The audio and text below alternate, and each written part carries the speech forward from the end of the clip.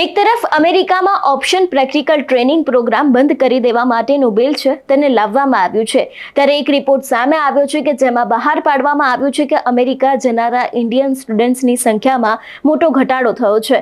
Higher education માટે Indian સ્ટુડન્ટ્સમાં America ટોચની પસંદગીનો દેશ રહ્યો છે, પરંતુ student and exchange visitor information સિસ્ટમના ડેટા પ્રમાણે માર્ચ 2025માં અમેરિકા જનારા ઇન્ડિયન સ્ટુડન્ટની સંખ્યામાં યર ઓન યર 28% ઘટાડો થયો છે. કેમ હવે ભારતીય સ્ટુડન્ટ્સને ત્યાં જવામાં રસ રહ્યો નથી? આજે તેના વિશે જ વાત કરીશું. નમસ્કાર, હું હંસિની અને તમે જોઈ રહ્યા છો નિર્ભય ન્યૂઝ. ઓપીટી પ્રોગ્રામ બંધ કરી દેવામાં આવશે તો મોટા ભાગના ઇન્ડિયન સ્ટુડન્ટ્સ અમેરિકા જવાનું માંડી વાળશે. SEVIS એટલે કે US ડિપાર્ટમેન્ટ ઓફ હોમલેન્ડ સિક્યુરિટીની જ બ્રાન્ચ છે જે અમેરિકામાં રહેતા નોન ઇમિગ્રન્ટ્સનો રેકોર્ડ રાખે છે. ગત વર્ષે ઇન્ડિયન સ્ટુડન્ટ્સ અમેરિકામાં સૌથી મોટું ઇન્ટરનેશનલ સ્ટુડન્ટ્સનું ગ્રુપ બન્યું હતું અને આ મામલે ભારતે ચીનને પાછળ રાખી દીધું હતું. જુલાઈ 2024માં યુએસમાં 3,48,446 ઇન્ડિયન સ્ટુડન્ટ્સ હતા, જ્યારે ઓગસ્ટ 2024માં આ આંકડો ઘટીને 2,55,447 થઈ ગયો હતો.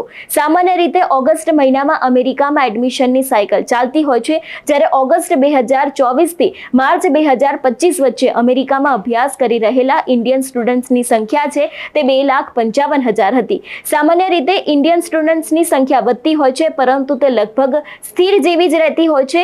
ઇન્ડિયન સ્ટુડન્ટ્સ અભ્યાસ માટે અમેરિકા જાય જેમાં ઘણા બધા પરિબળો પણ જવાબદાર હોય છે, પરંતુ તેનું સૌથી મોટું કારણ એ જ હોય છે કે યુએસમાં અભ્યાસ કર્યા બાદ ઓપીટી પ્રોગ્રામ દ્વારા વર્ક એક્સપિરિયન્સ મેળવી શકે છે અને ઓપીટી પ્રોગ્રામમાં સામેલ ઇન્ડિયન સ્ટુડન્ટ મોટા ભાગે ટ્રેનિંગ દરમિયાન જ જોબ શોધીને H-1B વિઝા માટેની કાર્યવાહી શરૂ કરી દેતા હોય છે.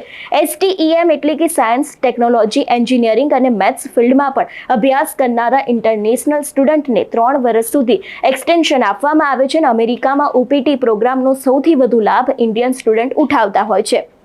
પરંતુ જાન્યુઆરી 20 એટલે કે ડોનાલ્ડ ટ્રમ્પે શપથ ગ્રહણ કર્યા ત્યારથી અમેરિકાની ઇમિગ્રેશન પોલિસીસમાં અણધાર્યા ફેરફારો થઈ રહ્યા છે, જેનાથી અમેરિકામાં અભ્યાસ કરી રહેલા ઇન્ડિયન સ્ટુડન્ટની ઊંઘ ઉડી ગઈ છે.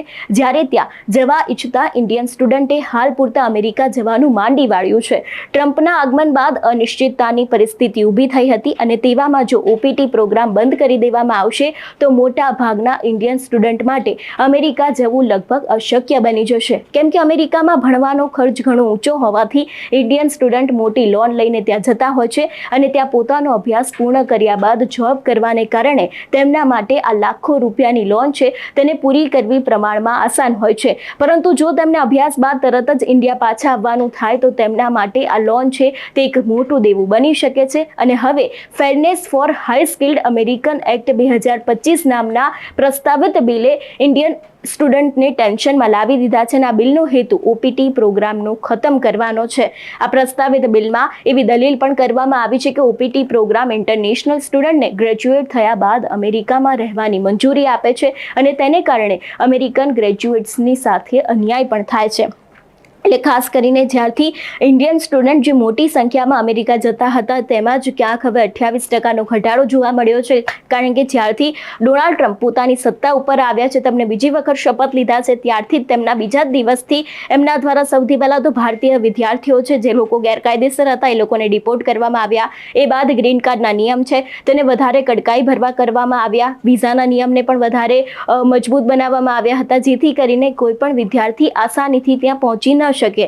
પરંતુ ક્યાંક હવે ભારતીય વિદ્યાર્થીઓમાં પણ અમેરિકા જવામાં ઘટાડો નોંધાયો હોય એવું પણ આ રિપોર્ટ મુજબ લાગી રહ્યું છે. તમારું શું માનવું છે આ વિષયને લઈને અમને કમેન્ટ કરીને ચોક્કસથી જણાવજો. તેની સાથે જ અમારી ચેનલ નિર્ભય ન્યૂઝને લાઈક, શેર અને સબસ્ક્રાઇબ કરવાનું ભૂલશો નહીં. નમસ્કાર.